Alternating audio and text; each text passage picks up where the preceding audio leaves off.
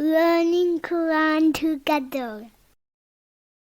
بسم اللہ الحمدللہ والصلاۃ والسلام علی رسول اللہ۔ آج سے ہم سورہ النور شروع کرتے ہیں۔ یہ سورت مدینہ میں نازل ہوئی اور اس میں 9 رکوع اور 64 آیات ہیں۔ مجاہد رحمۃ اللہ نے کہا کہ نبی صلی اللہ علیہ وآلہ وسلم نے فرمایا، اپنے مردوں کو سورہ المائدہ اور عورتوں کو سورہ النور کی تعلیم دو۔ بسم اللہ الرحمن الرحیم۔ سورۃ انزلناہا، یہ ایک سورت ہے جسے ہم نے نازل کیا، وفرضناہا، اور ہم نے اسے فرض کیا ہے، وانزلنا فیہا آیات بینات، اور ہم نے اس میں واضح آیات نازل کی ہیں، لعلکم تذکرون، تاکہ تم نصیحت حاصل کرو۔ اس صورت میں بیان کردہ احکامات کی اہمیت کو اجاگر کرنے کے لیے کہا گیا ہے کہ اللہ تعالیٰ کی کتاب میں سے یہ ایک صورت ہے جو اس نے اپنے بندے اور رسول محمد صلی اللہ علیہ وآلہ وسلم پر نازل کی ہے۔ وَفَرَّضْنَاهَا، اور اسے فرض کیا ہے۔ مجاہد رحمۃ اللہ نے فرمایا کہ حلال کا حکم دیا اور حرام سے روکا ہے، یعنی امت اسلامیہ کے لیے احکامات کو فرض کیا ہے جو اس صورت میں شامل ہیں۔ اس میں کھلی آیات یعنی واضح احکامات، اوامر و نواہی اور ان کی حکمتیں نازل کی گئی ہیں، لعلکم تذکرون، تاکہ تم نصیحت حاصل کرو۔ سورہ نور کو نازل کرنے کی حکمت ہے کہ تم نصیحت حاصل کرو۔ اس کا مقصد یہ ہے کہ لوگ انہیں یاد رکھیں، بھولے نہیں، ان کے مطابق عمل کریں اور ان سے منہ نہ موڑیں۔ اس صورت کے بارے میں اللہ تعالیٰ نے فرمایا کہ ہم نے اسے فرض کیا ہے۔ فرض کی بات اس لیے کہی گئی کہ جو کچھ صورت میں کہا جا رہا ہے وہ سفارشات نہیں ہے، فرض ہے۔ فرض کو خواہشات سے ٹالا نہیں جا سکتا، لہٰذا کوئی خواہش اس کے راستے کی رکاوٹ نہیں بنے گی۔ اس کو سمجھنا اور اس میں بتائے گئے آداب کے مطابق عمل کرنا اسی طرح فرض ہے جس طرح حدود پر عمل کرنا فرض ہے۔ اور فرض کی بات اس لیے بھی کہی گئی کہ لوگ آداب اور اخلاق کو بھول جاتے ہیں، اس لیے تاکید کی گئی کہ لازماً قبول کرنا ہوگا۔ الزانیات، زانیہ عورت، والزانی، اور زانی مرد، فجلدو، پس کوڑے مارو، کل واحد منہما، دونوں میں سے ہر ایک کو، میعتا جلدتن، 100 کوڑے۔ اس آیت میں زنا کی حدود کا بیان ہے۔ یہ حکم غیر شادی شدہ زانی اور زانیہ کے لیے ہے، یعنی جب غیر شادی شدہ زانی ہو جبکہ وہ آزاد، بالغ، صحیح ہوش و حواس والا بھی ہو تو ان کو 100 کوڑے مارے جائیں گے۔ وَلَا تَأْخُذْكُمْ، اور نہ پکڑے تمہیں، بِهِمَا، ان دونوں کے بارے میں، رأفتاً، کوئی ترس، فی دین اللہ، اللہ تعالیٰ کے دین میں، ان کنتم تؤمنون باللہ والیوم الآخر، اگر تم اللہ اور آخرت کے دن پر ایمان رکھتے ہو۔ اللہ تعالیٰ نے فرمایا اگر تم اللہ اور یوم آخرت پر ایمان رکھتے ہو تو اللہ تعالیٰ کی حد جاری کرنے میں تمہارے دل میں ایسا ترس اور رحم نہیں آنا چاہیے جو تمہیں ان پر حد قائم کرنے سے روک دے، چاہے یہ رحم طبعی ہو یا قرابت داری یا دوستی وغیرہ کی وجہ سے ہو۔ حدیں جاری کرنے میں سست نہ بنو، اللہ تعالیٰ کی حدیں جاری کرنے میں مضبوط رہو اور بدکاروں پر ترس نہ کھاؤ۔ دل کے رحم کی ممانعت نہیں ہے، ان کی حالت قابل رحم ہے ہی، لیکن حاکم کو حد جاری کرنے میں سستی نہیں کرنی چاہیے اور رحم کھا کر انہیں چھوڑنا نہیں چاہیے۔ اگر معاملہ اندر خانے دبا دیا جائے تو اس پر پٹی ڈال دو اور آگے نہ پھیلاؤ، اور بدکاروں کو توبہ کی ہدایت کرو، اور اگر حاکم تک پہنچ گیا ہے اور ثبوت بھی مل گیا ہے تو پھر حد کے بغیر چارہ نہیں۔ ایک حدیث میں ہے تم آپس میں حدیں معاف کر دو، لیکن حد کا جو واقعہ مجھ تک پہنچ جائے گا اس میں حد واجب ہو جائے گی۔ ایک حدیث میں ہے کہ 40 دن کی بارش سے زیادہ مفید دنیا میں ایک حد قائم ہو جانا ہے۔ حضرت عائشہ رضی اللہ تعالیٰ عنہ سے روایت ہے کہ قریش نے ایک مخزومی عورت کے بارے میں مشورہ کیا جس نے چوری کی تھی۔ انہوں نے کہا کہ اس کے بارے میں نبی صلی اللہ علیہ وآلہ وسلم سے کون گفتگو کرے گا؟ تو انہوں نے کہا جو اس بات پر جرت کر سکتا ہو وہ رسول صلی اللہ علیہ وآلہ وسلم کے پیارے اسامہ رضی اللہ تعالیٰ عنہ کے سوا کوئی نہیں ہو سکتا۔ تو آپ سے اسامہ رضی اللہ تعالیٰ عنہ نے گزارش کی تو آپ نے فرمایا کیا تو اللہ کی حدود میں سے ایک حد کے بارے میں سفارش کرتا ہے؟ پھر آپ نے کھڑے ہو کر خطبہ دیا تو فرمایا اے لوگو، تم میں سے پہلے لوگوں کو ہلاک کیا اس بات نے کہ ان میں سے جب کوئی معزز چوری کرتا تو وہ اسے چھوڑ دیتے، اور ان میں سے جب کوئی کمزور چوری کرتا تو اس پر حد جاری کر دیتے۔ اور اللہ کی قسم اگر فاطمہ رضی اللہ تعالیٰ عنہ بنت محمد صلی اللہ علیہ وآلہ وسلم بھی چوری کرتی تو میں اس کا ہاتھ کاٹ دیتا۔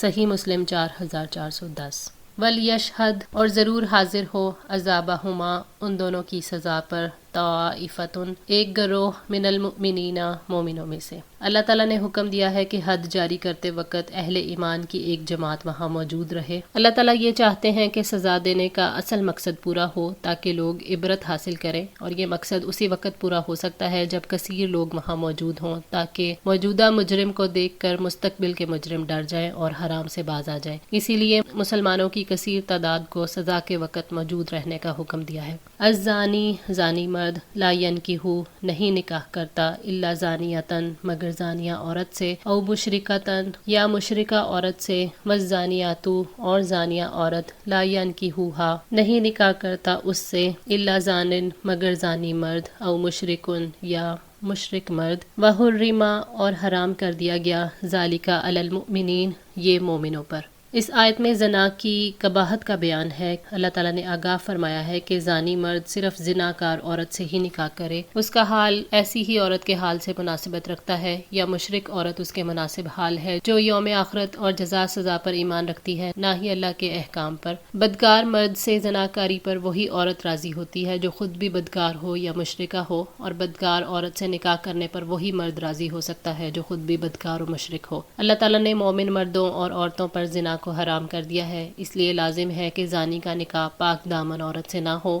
ہاں اگر وہ توبہ کر لے تو اس کے بعد ہو سکتا ہے، اور زانیہ عورت کا نکاح پاک دامن مرد سے نہ ہو مگر اس کی توبہ کے بعد ہو۔ اسلام جنسی تعلق کو ترقی یافتہ انسانی شعور کی بنیاد پر استوار کرتا ہے، اس لیے وہ دو نفیس روحوں، پاک دلوں اور دو نیک انسانوں کے ملاپ سے ایک مشترکہ زندگی کی تعمیر چاہتا ہے جو زانی اور مومن کے نکاح کے ذریعے ممکن نہیں، اس لیے اس نکاح کو حرام کیا گیا۔ زنا اور شرک ملتے جلتے گناہ ہیں۔ زنا میں ایک مرد اپنی بیوی کو یا بیوی اپنے شوہر کو چھوڑ کر کسی غیر سے تعلق قائم کرتی ہے۔ شرک میں بھی انسان اپنے رب کو چھوڑ کر غیر اللہ کی طرف جھکتا ہے۔ اس طرح ان دونوں کے درمیان ایک عجیب مانوی تعلق پایا جاتا ہے جس کی وجہ سے ان کا اکٹھے ذکر کیا گیا۔ زانیوں سے مومنوں کے نکاح کو حرام قرار دے کر اسلامی معاشرے سے ناپاک لوگوں کو الگ کر دیا گیا ہے۔ والذین اور وہ لوگ جو یرمونا تہمت لگائیں المحصناتی پاک دامن عورتوں پر ثم لم یأتو پھر نہ وہ لائیں بأربعۃ شہداء 4 گواہ فجلدوہم تو کوڑے مارو انہیں 80 جلدتن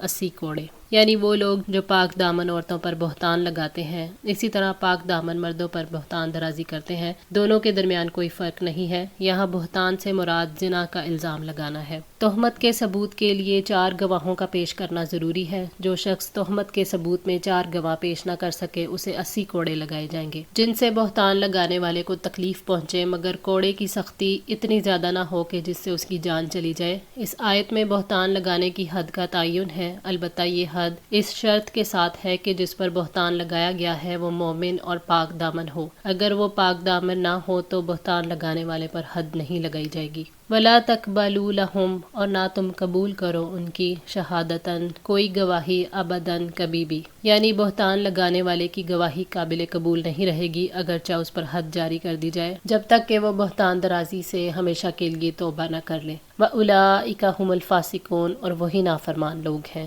یعنی وہ اللہ اور اس کے رسول کی اطاعت سے نکل جانے والے لوگ ہیں اور جن کا شر بہت زیادہ ہے۔ یہ سزا اس لیے دی گئی ہے کیونکہ اس نے اپنے بھائی کی حد تک کہ عزت کی اور لوگوں کو اس کے بارے میں بڑھا چڑھا کر باتیں بنانے کا موقع فراہم کیا۔ جیسے زنا بڑا جرم ہے ایسے ہی زنا کا الزام لگانا بھی بڑا جرم ہے۔ کسی شخص پر تہمت لگانا اسے اخلاقی طور پر قتل کرنے کی کوشش ہے، اس لیے اس کی سزا بڑی شدید ہے۔ حضرت ابو ہریرہ رضی اللہ تعالیٰ عنہ سے روایت ہے کہ نبی صلی اللہ علیہ وآلہ وسلم نے فرمایا، کیا تم جانتے ہو کہ مفلس کون ہے؟ صحابہ نے عرض کیا، ہم میں سے مفلس وہ ہے جس کے پاس مال نہ ہو۔ آپ نے فرمایا، قیامت کے دن میری امت کا مفلس وہ آدمی ہوگا جو نماز، روزے، زکوٰۃ سب کچھ لے کر آئے گا لیکن اس نے دنیا میں کسی کو گالی دی ہوگی، کسی پر تہمت لگائی ہوگی اور کسی کا مال کھایا ہوگا، کسی کا خون بہایا ہوگا تو کسی کو مارا ہوگا۔ تو ان سب لوگوں کو اس آدمی کی نیکیاں دے دی جائیں گی، اور اگر اس کی نیکیاں ان کے حقوق کی ادائیگی سے پہلے ہی ختم ہو گئیں تو ان لوگوں کے گناہ اس آدمی پر ڈال دیے جائیں گے، پھر اس آدمی کو جہنم میں ڈال دیا جائے گا۔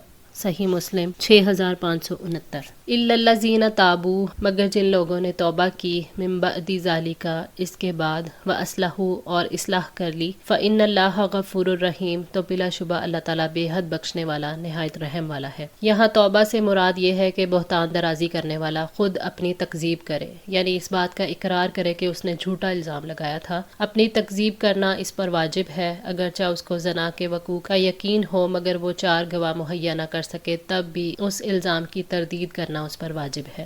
تفسیر سعدی۔ توبہ کرنے سے کوڑوں کی سزا معاف نہیں کی جائے گی۔ وَأَصْلَحُوا اور اصلاح کر لی، مطلب آئندہ کبھی کسی پر تہمت نہ لگانے کا عزم ہے۔ آئندہ تہمت نہ لگانے کا عزم وہی کر سکتا ہے جو تہمت لگانے کی کراہت کو محسوس کر لے کہ پاک دامن عورتوں پر الزام لگانے کی وجہ سے کیا گزرتی ہے۔ اصلاح کرنے کا مطلب اپنے شعور کی اصلاح ہے۔ اگر بہتان درازی کرنے والا توبہ کر کے اپنے عمل کی اصلاح کر لے اور برائی کی بجائے بھلائی کا طریقہ اختیار کر لے تو اس کا فسق زائل ہو جائے گا، اور صحیح مذہب ہے کہ اس کی شہادت بھی قابل قبول ہے، کیونکہ جو کوئی توبہ کر کے اللہ کی طرف رجوع کرتا ہے تو اللہ تعالیٰ بخشنے والا اور نہایت مہربان ہے، وہ تمام گناہوں کو بخش دیتا ہے۔ آج کے لیے اتنا ہی۔ دعا ہے اللہ تعالیٰ ہماری اس کوشش کو قبول فرمائے، ہماری غلطیوں کوتاہیوں کو معاف فرما کر ہماری اصلاح فرمائے۔ جزاکم اللہ خیر۔ السلام علیکم ورحمۃ اللہ وبرکاتہ۔